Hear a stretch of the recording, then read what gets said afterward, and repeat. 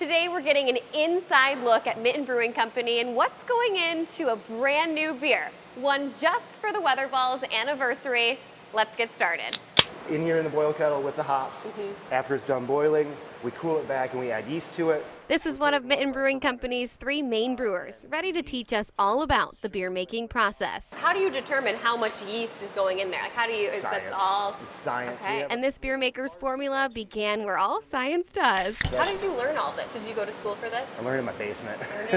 I was a home brewer, and then at-home chemistry action. For sure. 14 years later, the student became the teacher, showing me the ropes to making our very own Weatherball brew. Yeah, don't forget the hops. We drafted a formula And the yeast. added some flavors. We're gonna do what's called the first wort hop edition. A wort hop? Wort. Okay. Wort. What we're making, the sugar water, is called wort. W-O-R-T. Okay. So we're gonna add these hops. These are mosaic hops.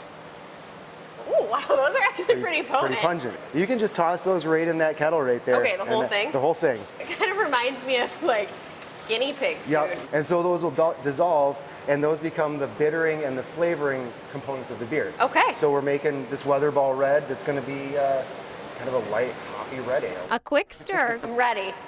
Stir it up, make sure it's good and stirred together. It's thick. It's thick. I should have went to the gym last night. Thick. This is why I don't have to go to the gym. And a few more things that, well, I'll let him explain. And we transfer here to one of our primary fermenters, where the primary fermentation happens. The yeast turns the sugars into alcohol and carbon dioxide.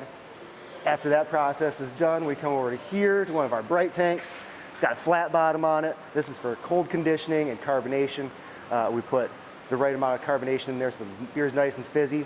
Then we package it off into kegs or sometimes into cans. And the beer was ready. Weatherball Red, cold beer ahead. Cheers. Cheers.